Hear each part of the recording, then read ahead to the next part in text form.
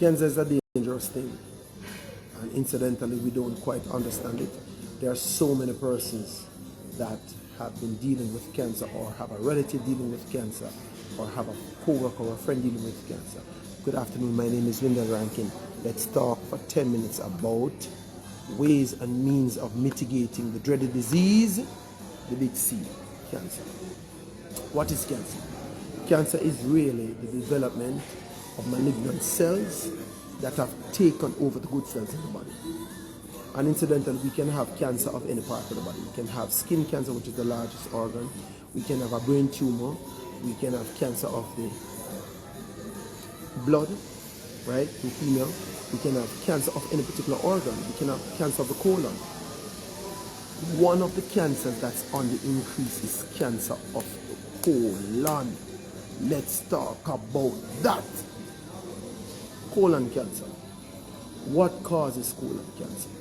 So, we've already established that cancer is the malfunctioning of the cells of any particular organ. So, we really get to look at the human anatomy all the way down to the cells. So, cells build tissues, tissues build organs, organs build body systems, and the systems working together is who we are, the human construct, right? So that if you're paying attention to dealing with any situation, you really want to look at the cells, structure of the cells, right? One of the things that we have seen in the last 50 years, probably we could say 100 years, but in the last 50 years, is the proliferation of salt and sugar. Salt and sugar in excess is cancer. I'll say it again. Salt and sugar in excess is cancer. Why? Because salt and sugar drives acid. Gotta get that? The more acid that's in your body is the more mucus that builds up. When the mucus builds up, it cuts off the flow of oxygenated blood and nutrients from the cells. And when the cells are starved of oxygen and nutrients, they mutate. That mutation is manifested in different things, to include cancer. So malignancy is something that we want to fight against, right? And incidentally, cancer ranks number 2 of the non-communicable diseases, right? We have heart disease, number 1. We have cancer, number 2. We have stroke, number 3. And sugar and hypertension. Diabetes and hypertension fights for number 4 and 5th spot each year, all right? Depending on the demographics and what it is that we're looking at. But there is a way to mitigate cancer, right? First things you want to do is to understand what are the driving forces behind cancer. You also want to understand how to mitigate it. Let me tell you something that cancer loves. Cancer loves sugar. Repeat it. Cancer loves sugar. Let me tell you what cancer hates. Cancer hates alkaline and oxygen. Hates it. Get that? So if you're cancer conscious, and if you want to fight against cancer, or if you are dealing with cancer and you want to mitigate cancer, here's what you need to do. You need to find a way to starve the environment conducive to cancer. That makes sense? So, sweet stuff, sweet donut, sweet biscuit, gizzards, those sweet stuff, we'll call it packaged foods or baked products that have a lot of flour, use a lot of yeast and a lot of gluten, not good. But I get that? Because it creates an acidic environment. Lots of salt, this proliferation of salt. I did a presentation the other day and I was sharing with individuals that just from eating a crackers, a bag of crackers, water crackers, I'm not going to mention any particular brand because I don't want to incriminate anybody. Just to eat a bag of water crackers and to eat a tin of sausage and a boiled egg is about 1,000 milligrams of salt. Consider that. We're supposed to be having 2,300 milligrams of salt for the day. That's a teaspoon of salt. Just from eating 3 items, we're already exposed to half the amount of salt that we need for the entire day. And consider, people don't call that a meal. People would call that a snack. Get that? So what we're doing is making for a more acidic environment. The more acid our environment is, the greater the mucus, and the more the mucus builds up in us, is the more the inclination towards cancer. So the first thing we want to do, we want to cut the sugars. And I mentioned in a previous video, when we say sugar, we're not just talking about sweet juices and, we're talking about items of carbs or starch. Dumpling is sugar, yam is sugar, cocoa is sugar, breadfruit is sugar, rice is sugar, crackers is sugar. Any item of carb or starch, once it touches the saliva, becomes sugar. So when I say to you, eliminate the sugar, I'm not just talking about the sweet juices. I'm saying to you, if you eat too much food, high starch foods that you're not burning, you're predisposed to cancer. Listen to this. This one is a big biggie. Females, if your waist exceeds 35 inches, you are prone for cancer. Write it down. Men, if your waist exceeds 40 inches, you're prone for cancer. You're marked for cancer. You get that? In a different setting, I'd say like this. If your waist as a woman exceeds 30 inches, you're 500% at risk. But if it's over 35 inches, you're going to get it. But I have to be careful now because I'm on social media. So I'll say you're prone, but don't play with it if you're overweight. You need to lose the weight because you're prone for cancer. Anybody get that? All right. So watch this now. We suggest an 8-point plan to good health. The fresh fruits and vegetables, eat your vegetables and your fruits, your green leafy vegetables, right? Things like your spinach, your celery, your parsley. Those release oxygen in the body because of the chlorophyll. And cancer is afraid of oxygen. Remember I tell you that, all right? So you want to do your fruit, your morsel of fruits and your vegetables. You want to do your water, right? Most persons, guys, not hydrating properly. Most people don't hydrate properly. As a result of that, they're always running on empty.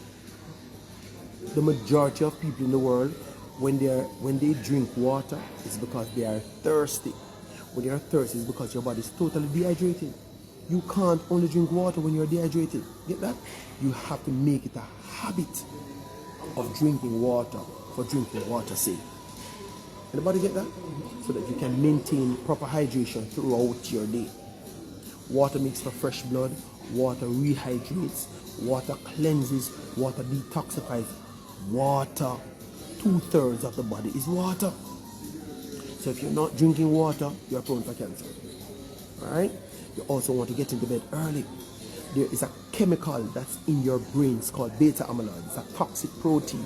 Listen to this. Beta amyloid, the body has the proclivity to release beta amyloid from it, providing you're in bed before 12 and in total darkness. Get that? Most people like to sleep with a little night lamp or crack the window a little light, no lights. Total darkness. That's the way the brain releases beta amyloid. And beta amyloid, incidentally, our studies are showing that beta amyloid is how we develop cognitive problems, things like dementia and Alzheimer's disease is through the presence of beta amyloid. So if you want to rid that, get into your bed before 12 in total darkness, that your body can release that toxic cancerous protein beta amyloid. When that is done, the before 12 rest with a little bit of rest after 12 gives you complete sleep, that you're re-energized and refocused and you can take on your day in a powerful way. When you keep going to bed after 12, you're lethargic, everything slows down and you're groggy and miserable. Get that? So you really want to pay attention to that before 12 rest in darkness, such that you can release that cancerous chemical from the brain called beta amyloid. Am I making sense? Let me wrap this up. So we say it's number 2 on the list of non-communicable diseases. Therefore, we have to pay attention to it. I like to say it like this. Cancer is not a disease, it's a business. I've been looking at this thing for years, guys. Right? For years. The moment you say cancer, people don't look at the causes. They look at the symptom and they're ready for chemotherapy and radiation. I'm not saying don't do it, I'm saying to you, pay attention to what you can pay attention to now.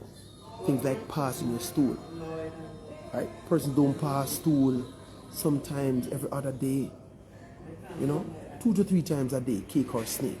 If you're not doing that, guys, cancer. I'm telling you, just waiting to exhale. Right? 2 to 3 times a day, cake or snake. Do your water, do your fresh fruits and vegetables. Have your meals on time. Cut the salt, cut the sugar. Eat up your green leaf of fruits and vegetables. Right? And enjoy powerful antioxidant supplements. I take these multivitamins. They're from Herbalife. Right? It's a formula 2 vitamin. And it literally, it powers up the protein that I consume. That's the purpose of the vitamin. It powers up the protein that I consume such that my body is able to assimilate the protein in my cells for use.